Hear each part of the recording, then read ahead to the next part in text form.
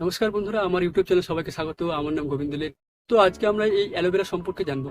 তো দেখো বন্ধুরা, আমরা এই অ্যালোভেরা সম্পর্কে হালকাটা জানি। তো যেমন চালের যেমন অনেক রকম ভ্যারাইটি থাকে, সেম এই অ্যালোভেরারও অনেক রকম ভ্যারাইটি আছে। অ্যালোভেরা 400 প্রজাতির হয়, তার মধ্যে এক নম্বর হচ্ছে অ্যালো বারবারেন্সিস মিলার। তাছাড়া 385টা এখানে আমাদের কোনো কাজের নেই। 11টা হচ্ছে বিষাক্ত, যেগুলো খেলে আমরা মারা যাবো। আর চারটের মধ্যে একটাই হচ্ছে, যেটা আগে বলে দিলাম নামটা, অ্যালো বারবারেন্সিস মিলার। তো তোমরা গুগল বা ইউটিউব সার্চ করতে পারো, already top best of the best aloe vera গাছ হচ্ছে অ্যালো বারবারেন্সিস মিলার। তো এই অ্যালো বারবারেন্সিস মিলার যে এই গাছটা কীভাবে আমরা জানলাম, তো এই অ্যালোভেরা গাছটা যে অ্যালো বারবাডোস দ্বীপে আইল্যান্ডের সেখান থেকে পাওয়া গেছিল। তো তারপরে যে সায়েন্টিস্ট এই অ্যালোভেরা গাছটা নিয়ে রিসার্চ করেছিল, তিনি হচ্ছে জন মিলার। তো তার নাম অনুযায়ী এই নামটা হয় অ্যালো বারবারেন্সিস মিলার।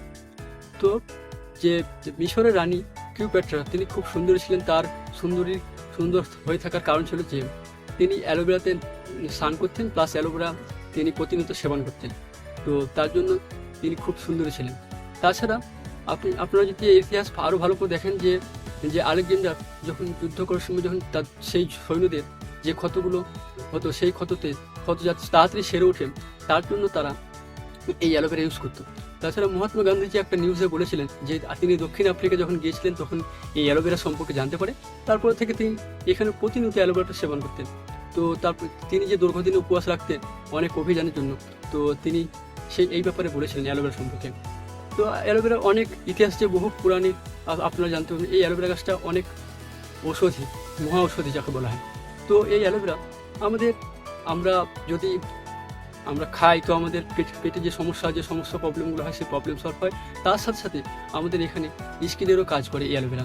তো এই অ্যালোভেরাতে প্রচুর পরিমাণে ভিটামিন থাকে।